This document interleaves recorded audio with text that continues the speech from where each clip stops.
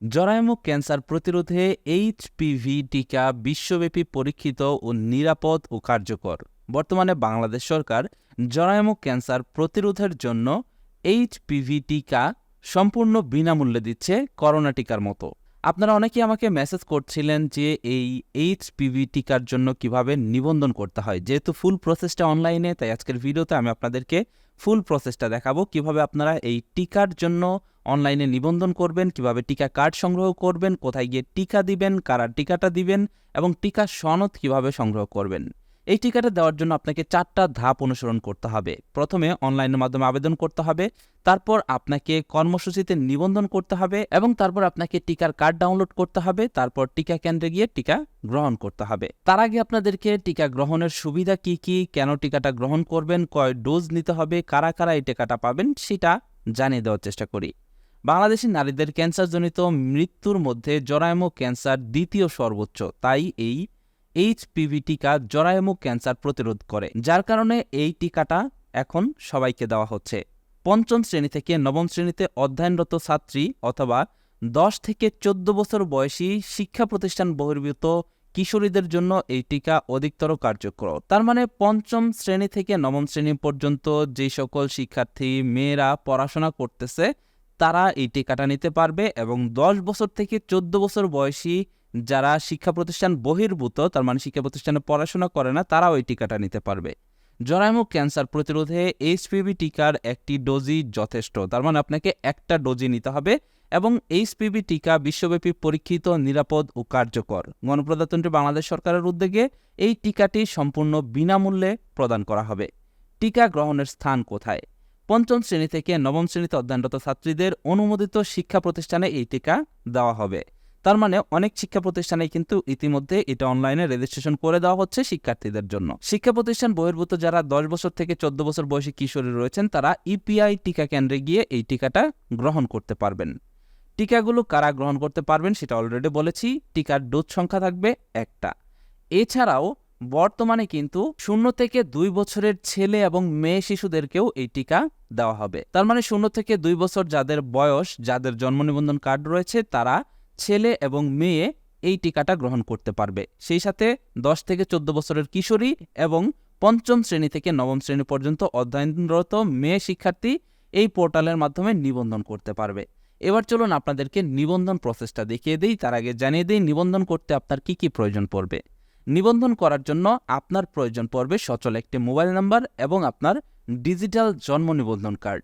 আপনারা এই নিবন্ধন কম্পিউটার এবং মোবাইল ফোন দিয়েই করতে পারবেন। আমি কম্পিউটার দিয়ে দেখাচ্ছি না, মোবাইল ফোন দিয়েই আপনাদেরকে দেখিয়ে দিচ্ছি, যাতে আপনারা ঘরে বসেই নিজেই নিজের টিকার নিবন্ধন করতে পারেন। শুরুতে আপনারা যে কাজটি করবেন, মোবাইল ফোন থেকে চলে যাবেন গুগল ক্রোম ব্রাউজারে। ক্রোম ব্রাউজারে আসার পর আপনারা ইউআরএল বারে টাইপ করবেন vaepi.gov.pd। এই ওয়েবসাইটটিতে প্রবেশ করবেন। আপনাদের সুবিধার জন্য লিঙ্কটা ভিডিও ডেসক্রিপশন বক্সেও দিয়ে রাখবো। এইখানে আসার পর আপনারা দেখতে পারবেন নিবন্ধন করুন নামের একটি অপশন রয়েছে। আপনারা এখান থেকে এই নিবন্ধন করুনে ক্লিক করবেন।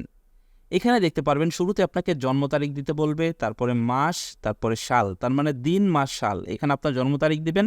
তার নিচে দেখতে পাচ্ছেন এইখানে আপনাকে আপনার জন্ম সনদের 17 ডিজিটের নাম্বারটি লিখতে হবে। এইখানে আপনি নারী না পুরুষ সেটা এখানে নির্বাচন করবেন।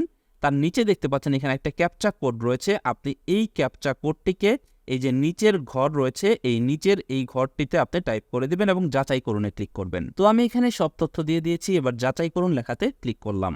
দেখতে পাচ্ছেন যাচাই করুন লেখাতে ক্লিক করার পর এখানে নাম চলে আসছে, মায়ের নাম চলে আসছে, বাবার নাম চলে আসছে। এবার আপনাকে যে কাজটি করতে হবে, এখানে সচল একটি মোবাইল নাম্বার দিতে হবে। মোবাইল নাম্বার দেওয়ার পর আপনারা একটু নিচের দিকে চলে যাবেন। নিচের দিকে গেলে দেখতে পারবেন এখানে বর্তমান ঠিকানা, যে ঠিকানায় বাস করছেন সেটা এখানে সিলেক্ট করতে হবে। বিভাগের জায়গায় আপনার বিভাগ দিবেন, জেলার জায়গায় আপনি আপনার জেলা সিলেক্ট করবেন, উপজেলার জায়গায় আপনি আপনার উপজেলা সিলেক্ট করবেন, ইউনিয়ন পরিষদের জায়গায় আপনার ইউনিয়ন পরিষদ সিলেক্ট করবেন। এরপর আপনার ওয়ার্ড সিলেক্ট করে দিবেন। তার নিচে দেখতে পাচ্ছেন গ্রাম পাড়া এবং হোল্ডিং নং। এখানে আপনার গ্রামের নাম এবং হোল্ডিং নাম্বার দিয়ে দিবেন। যদি হোল্ডিং নাম্বার থাকে দিবেন, না থাকলে দেওয়ার প্রয়োজন নেই, শুধুমাত্র গ্রামের নামটি লিখে দিবেন। লেখার পর আপনি এখান থেকে আবারও এই সাবমিট লেখাতে ক্লিক করবেন। সাবমিট লেখাতে ক্লিক করলে আপনি যে নাম্বারটি দিয়েছেন সেই নাম্বারে একটা ওটিপি যাবে, সেই ওটিপিটি SMS থেকে নিয়ে এখানে টাইপ করে দিতে হবে। ওটিপি দেওয়ার পর আবার আপনি এখান থেকে সাবমিট লেখাতে ক্লিক করবেন। দেখতে পারবেন ভ্যাক্স ইপিআই টিকা সম্পন্ন হয়ে গেছে এরকম লেখা চলে আসবে এবং এইখানে দেখতে পাচ্ছেন আপনার নাম, মায়ের নাম, জন্ম তারিখ, জন্ম সনদ নাম্বার সকল কিছু এই জায়গাটিতে চলে আসবে। এবার আপনাকে টিকাদান প্রোগ্রামে নিবন্ধন করতে হবে। এখান থেকে যে টিকাদান প্রোগ্রাম রয়েছে এইটাতে আপনাকে নিবন্ধন করতে হবে। এবার আপনি যে কাজটি করবেন এখান থেকে এই নিবন্ধন করুন এই লেখাটিতে ক্লিক করবেন। নিবন্ধন করুনে ক্লিক করলে দেখতে পারবেন এইখানে দুইটা অপশন আপনারা পাবেন। একটা হচ্ছে ৫ম থেকে ৯ম বা সমমান শ্রেণীতে অধ্যয়নরত, আরেকটা হচ্ছে ১০ থেকে ১৪ বছর বয়সী শিক্ষা প্রতিষ্ঠান বহির্ভূত কিশোরী। এখান থেকে যদি আপনি অধ্যয়নরত থাকেন কোনো শিক্ষা প্রতিষ্ঠানে তাহলে এখান থেকে এইটা সিলেক্ট করবেন, আর যদি আপনি অধ্যয়নরত না থাকেন তাহলে এখান থেকে এইটা সিলেক্ট করবেন। তো যেহেতু আমার প্রার্থী অধ্যয়নরত তাই আমি এখান থেকে ৫ম থেকে ৯ম শ্রেণীর সমমান শ্রেণীতে অধ্যয়নরত ছাত্রী এটাতে ক্লিক করলাম। ক্লিক করার পর এখান থেকে অধ্যয়নরত শিক্ষা প্রতিষ্ঠানের তথ্য দিতে হবে। এবার আপনি যে শিক্ষা প্রতিষ্ঠানে পড়াশোনা করেন সেটা এখান থেকে নির্বাচন করতে হবে। শুরুতে আপনি যে বিভাগের শিক্ষা প্রতিষ্ঠানে পড়াশোনা করেন সেই বিভাগটা সিলেক্ট করবেন, তারপর এখান থেকে জেলা সিলেক্ট করবেন, তারপর এখান থেকে উপজেলা সিলেক্ট করবেন, তারপর এখান থেকে শিক্ষা প্রতিষ্ঠানের নাম সিলেক্ট করবেন। দুঃখিত, এখানে ইউনিয়ন পরিষদ সিলেক্ট করবেন, তারপর এইখান থেকে শিক্ষা প্রতিষ্ঠান সিলেক্ট করে দিবেন। দেখতে পারবেন আপনি যে ইউনিয়ন সিলেক্ট করেছেন সেই ইউনিয়নের সকল শিক্ষা প্রতিষ্ঠান এখানে চলে আসছে। এবার আপনি নিচে থেকে এই জায়গাটিতে আপনি কোন ক্লাসে পড়াশোনা করেন সেটা এখানে নির্বাচন করবেন। এখান থেকে আমি ৫ম শ্রেণী নির্বাচন করলাম যেহেতু সে ৫ম শ্রেণীতে পড়ে। এবার আপনি এখান থেকে সাবমিট লেখাতে ক্লিক করবেন।